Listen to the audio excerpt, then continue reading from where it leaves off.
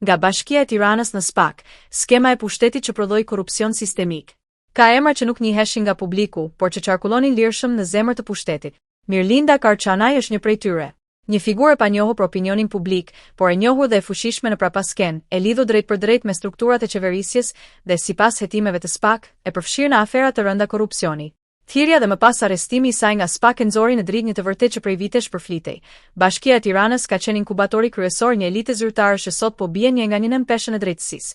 Një karrierë e padukshme, një pushtet real. Karçanaj ka qenë drejtoresh në Bashkinë e Tiranës, në sektorin e teknologjisë dhe informacionit, në periudhën kur Edi Rama drejtonte bashkinë dhe ndërtonte rrjetin e tij të besnikëve. Një sektor strategjik me akses në tender, të dhëna, kontrata dhe vendimmarrje që ndikojnë miliona euro nga buxheti publik. Pikërisht aty ku pushteti nuk duket, por vendoset. Fakti që mazhoranca u kap në befasi nga hetimi i SPAK dhe se emri i saj nuk përmendej publikisht më parë, nuk është provë pafajësie. Është provë e mbrojtjes politike. Në Shqipëri, emrat nuk dalin në media jo sepse janë të pastër, por sepse janë të mbuluar.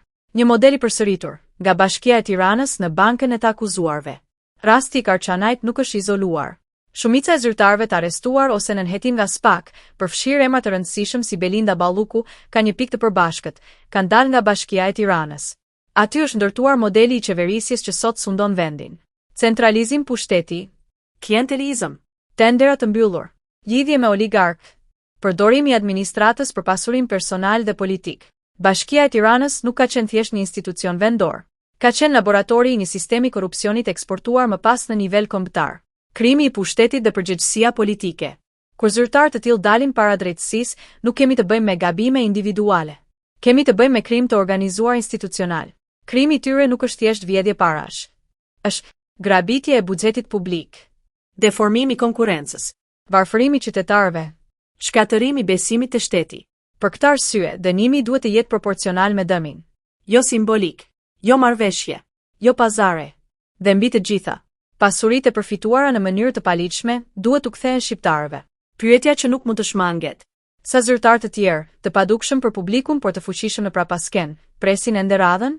Sa dosje janë mbajtur mbyllur për vite? Dhe pyetja më rënd, a mund të pretendoj pafajësi politike një kryeministër, kur shumica e bashkëpunëtorëve të tij dalin nga njëjti institucion dhe përfundojnë në SPAK? Drejtësia ose asgjë. SPAK ka hapur një derë që nuk mund të mbyllet më.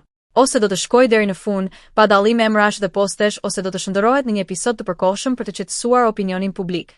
Sepse korrupsioni që ka dalë nga Bashkia e Tiranës nuk është rastësi. Është sistem.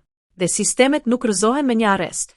Rrëzohen vetëm kur e vërteta thuhet deri në fund dhe pasuria e vjedhur kthehet aty ku i përket, te qytetarët shqiptar.